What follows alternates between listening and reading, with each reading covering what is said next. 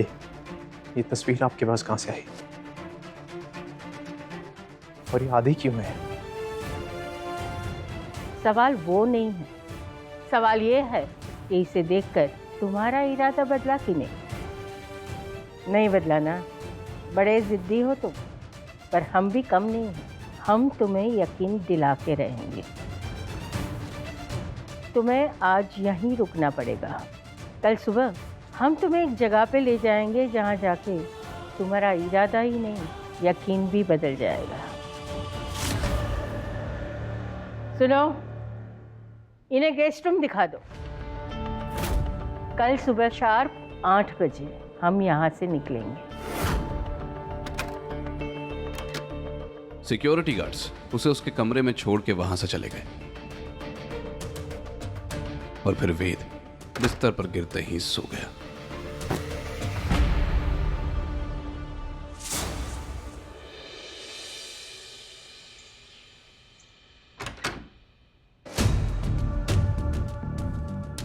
चलो हमारे साथ।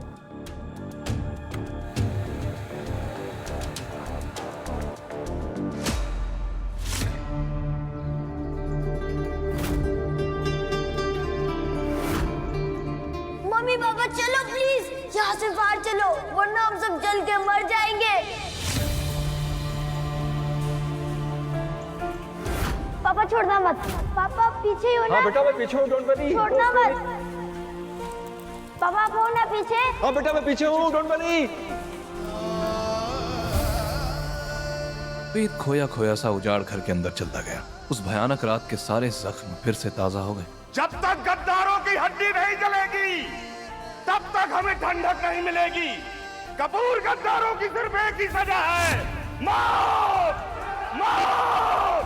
आज कपूर खानदान की सांसें नहीं, सिर्फ चीख सुनाई देनी चाहिए। हमारा इंसाफ कपूर परिवार की जब तक गद्दारों की हड्डी नहीं जलेगी तब तक हमें ठंडक नहीं मिलेगी। कपूर गद्दारों की सिर्फ एक ही सजा है, मौत। मौत। मौत। उस जले घर में माँ बाप की चीखें गूंज रही थी और दीवारों पर गद्दार लिखा हुआ था। उसके कांपते कदम उसी कमरे में पहुंचे जहां उसने अपना सब कुछ खो दिया था। तभी उसे किसी ने पीछे से धक्का दिया। गद्दार का बेटा गद्दार ही होता है। जैसा अंत तेरे माँ बाप का हुआ है ना, वही अंत तेरा होगा। तेरी हिम्मत कैसे उनके बारे में बात करने की? तुम्हें जिंदा नहीं छोड़ूंगा।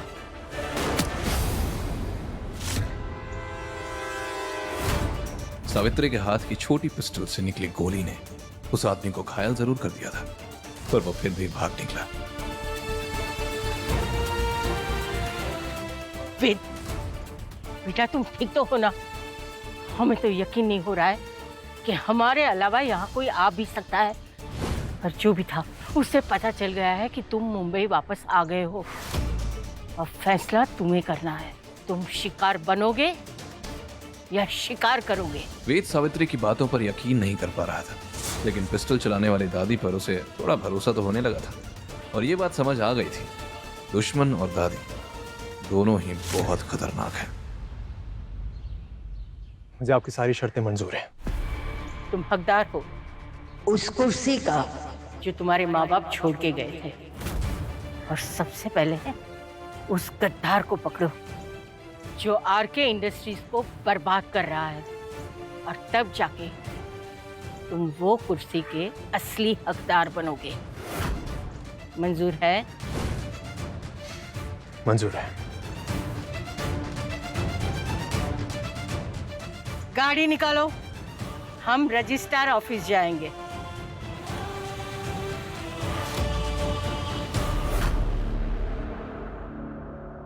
दादी, इतनी इमरजेंसी में क्यों बुलाया? मैं कब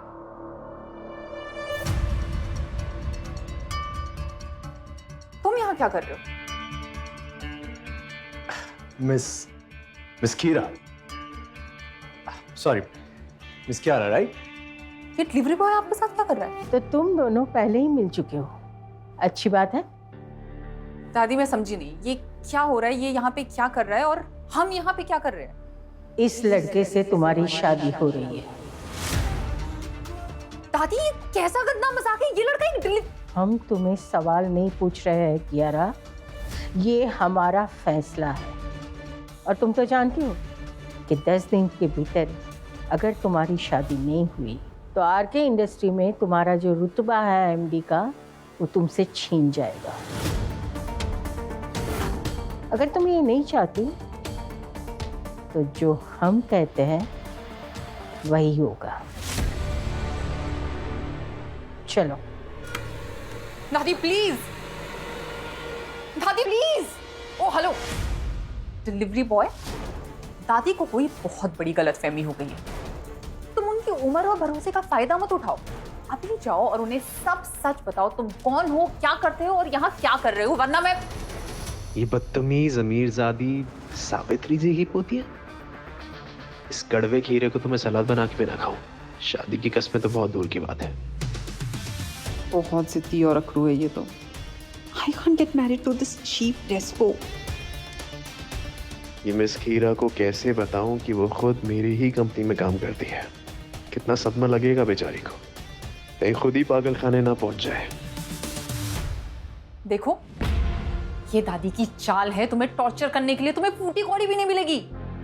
अगर अभी तुम यहाँ से चले जाओगे तो मैं तुम्हें 10 लाख दूंगी। 50 लाख? हाँ। 1 करोड़। देखो ऑफर जो है ना काफी अच्छा है, लेकिन इस महंगे शहर में काम नहीं चलेगा यार। इससे बेटर तो ये है कि मैं घर जमाई बन के रह लूं। एटलीस्ट रोटी कपड़ा मकान तो मिल जाएगा मुझे, और साथ साथ ये खूबसूरत बीवी भी। तो मैं क्या कहता हूँ कि दादी का टॉर्चर ना मैं इजीली सह सकता हूँ। अब चलें, दादी इंतजार करें हमारे। ओके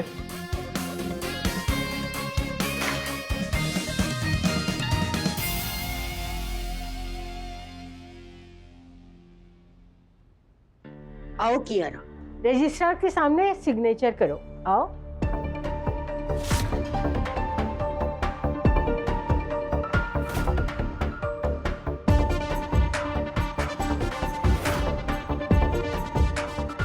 दादी आपने ये बिल्कुल अच्छा नहीं किया। क्या मैंने इतनी मेहनत इस दिन के लिए की थी इस कंपनी में कि एक एमडी होने के बावजूद भी लोग मुझे एक डिलीवरी बॉय की वाइफ बोले।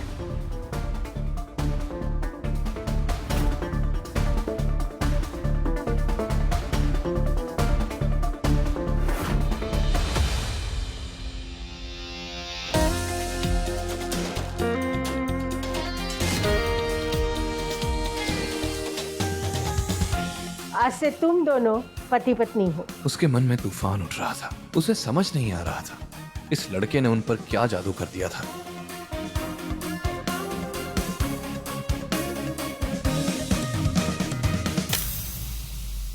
असली तूफान तो रायज़ादा मेंशन के अंदर उमड़ रहा था।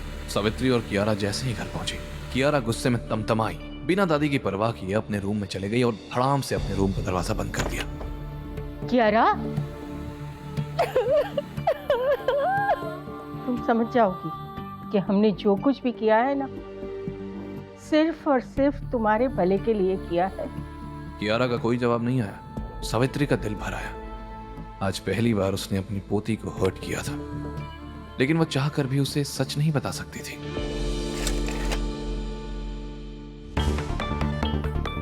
हम बोल रहे हैं, अब तक जो कुछ हमने सोचा था सब कुछ वैसे ही हो रहा है कि कियारा और वैद आने वाले समय के लिए तैयार है कि नहीं, क्योंकि असली इम्तिहान। फोन की दूसरी तरफ से अभी आवाज आनी बाकी थी कि तभी अचानक पूरे विला की लाइट चली गई।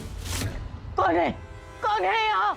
इतने आलीशान मैंशन में जहाँ हवा भी बिना इजाजत के नहीं चलती, वहाँ अचानक लाइट का चले जाना।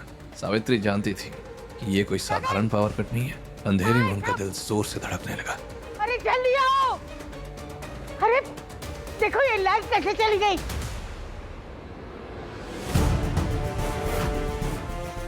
सिक्योरिटी गार्ड्स अपनी पिस्टल हाथ में लिए मैंशन का चप्पा चप्पा छान मारने लगे, पर उन्हें वहां कोई भी सुराग नहीं मिला।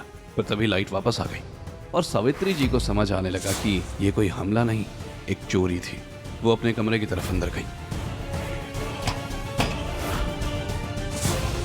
वेद के अंदर आते ही सारे बॉडीगार्ड्स बिना कुछ कहे एक एक करके वहां से निकल गए। हैरान परेशान वेद सीधा सावित्री जी के कमरे की तरफ बढ़ गया।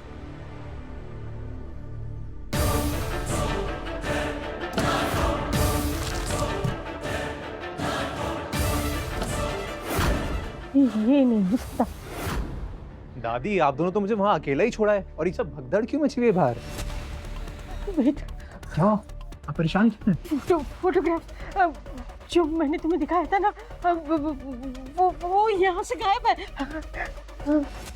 पर दादी, कोई चोर ये आधी अधूरी पिक्चर लेके क्यों जाएगा? क्या है उसमें ऐसा? अरे ये सिर्फ फोटोग्राफ नहीं था, उसके पीछे एक इनविजिबल कोड लिखा गया था जो तुम्हारे माँ बाप के जाने के बाद कोई डिकोड नहीं कर पाया। वेद के इस सवाल का जवाब जब सावित्री ने दिया तो उसके पैरों तले जमीन ही खिसक गई। कौन था जिसने वेद के माँ बाप की तस्वीर चुराई थी, और क्यों? सावित्री वेद को क्या दिखाना चाहती है? क्या कियारा 10 दिन में ये शादी तोड़ देगी? क्या वेद आरके इंडस्ट्रीज के अंदर छुपे दुश्मन